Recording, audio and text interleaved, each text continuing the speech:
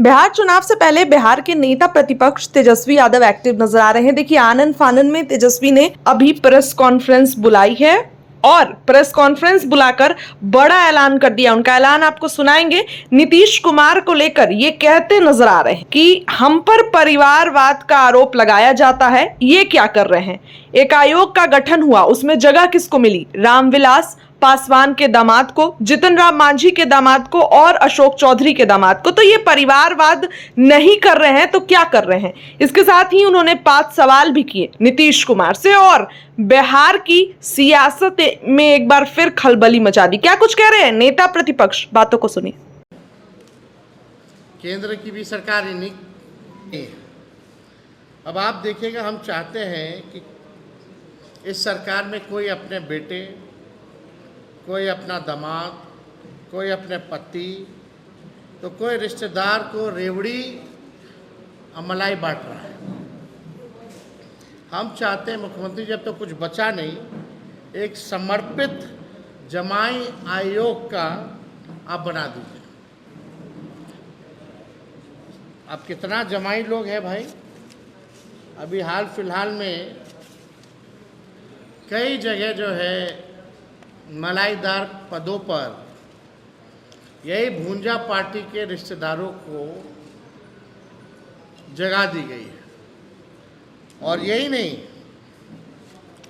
Supreme court में भी कार्यकारी अध्यक्ष की 2 पुत्री हैं, उनको भी जो है बिहार सरकार की तरफ से ग्रुप ए पैनल काउंसिल जो है बनाया गया है। मतलब जिस वकीलों का 20-20 साल तक एक्सपीरियंस होता है, उसको भी ये नहीं मिल पाता ये पद।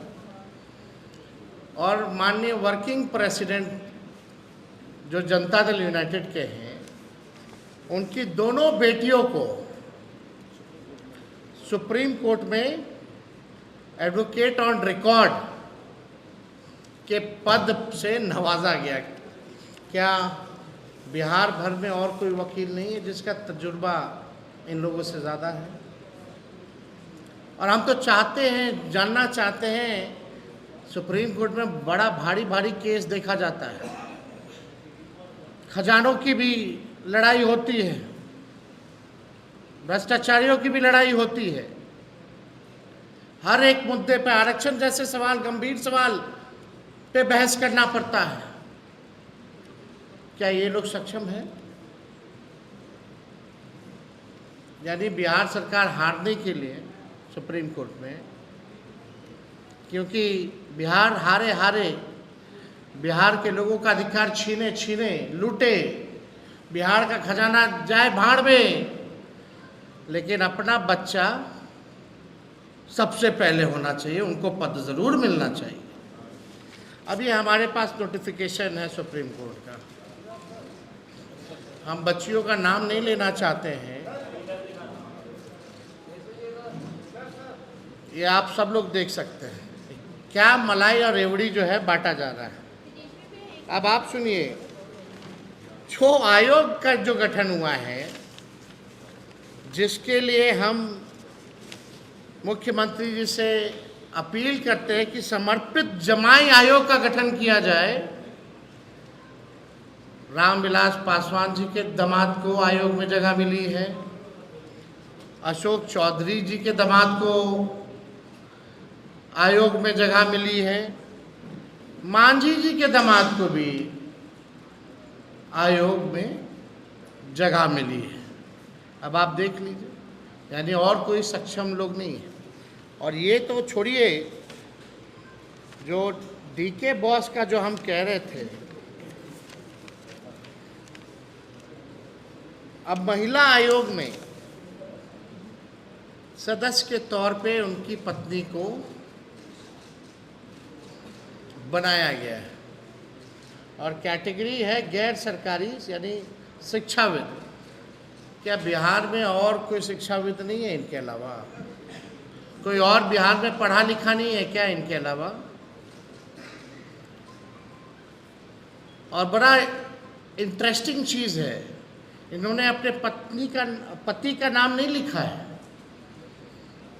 अपने पिता का नाम लिखा है, यानी छुपाने की कोशिश की गई है। यानी चोर के दाढ़ी में तिनका। अब मुख्यमंत्री अचेत हैं या वो करवा रहे हैं, ये तो मुख्यमंत्री जी को जवाब देना चाहिए। जो दलित विरोधी लोग हैं, जो अति पिछड़ा विरोधी लोग जो है, जो अल्पसंख्यक विरोधी लोग हैं, आज पूरा वही वैसे ही सोच के लोग जो है सचिवालय पे कब्जा कर चुके हैं। ये इतना गंभीर मामला है। भाजपा के जनता दल यूनाइटेड के कार्यकर्ता बेचारे इंतजार करते रह गए कि हमारा नंबर कब आएगा, हमारा नंबर कब आएगा। वैसे निष्ठावान कार्यकर्ताओं को जगह नहीं मिली है। और प्रधानमंत्री जी आते हैं, परिवारवाद के बारे में बड़ी बात करते हैं, बड़ा जिक्र करते हैं, परिवारवाद हो गया, परिवारवाद हो गया। अब बताइए कौन क्या कर रहा है? छुपा छुपा करके किया जा रहा है, मलाई खिलाया जा रहा है, रेवड़ी जो है बांटा जा रहा है। हम तो कहना चाहते प्रधानमंत्री जी, मुख्यमंत्री जी को कह दीजिए, या आप दोनों मिल करके बिहार में स्पेशल अरेंजमेंट कमीशन का गठन कर दीजिए। स्पेशल अरेंजमेंट का, फलना जी के दामाद को, फलना जी के पत्नी को, फलना जी का बेटा बेटी को वहां डाल दीजिए। अब बचा क्या है बिहार में? लगातार परिवारवाद पे ये लोग जो है हम लोगों को ज्ञान देते हैं। और हो क्या रहा है यहाँ इस सरकार में बैठे हुए? ये लोग आयोग में क्या काम करेगा?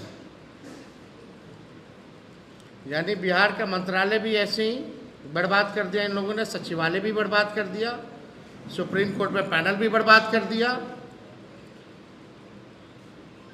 पूरा सिस्टम जो है कोलैप्स कर दिया गया। चंद लोग जो भूंजा पार्टी जो है, वही लोग जो है अब चलाने का काम करना चाहते हैं।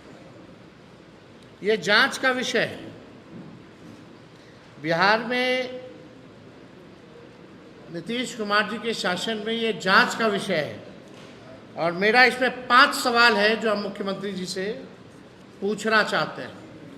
पहला, कितने अधिकारियों की पत्नियों की सरकारी नौकरी लगी है? पहला सवाल मेरा ये है कि कितने अधिकारियों की पत्नियों की सरकारी नौकरी लगी है? बिहार की सरकारी शिक्षा व्यवस्था का सत्यानाश कर कितने अधिकारियों के बच्चे विदेश में शिक्षा प्राप्त करते हैं? ये मेरा दूसरा सवाल है। बिहार का शिक्षा व्यवस्था बर्बाद कर दिया इन लोगों ने, और अपने बच्चों को विदेश कितने अधिकारी जो हैं वो भेजे हैं, हम जानना चाहते हैं। तीसरा सवाल, कितने अधिकारियों के बच्चे बिहार के विभिन्न विभागों में अपनी कंसल्टेंसी फर्म बना उसकी सेवा दे रहे हैं? ये हम जानना चाहते हैं। बिहार जानना चाहता है कि कितने अधिकारियों के ऐसे परिवार बच्चों के लोग हैं जो कंसल्टेंसी फर्म बना करके इस सरकार में कई मंत्रालयों में सेवा दे रहे हैं। इसका जरा आंकड़ा, ये जांच करना पड़ेगा।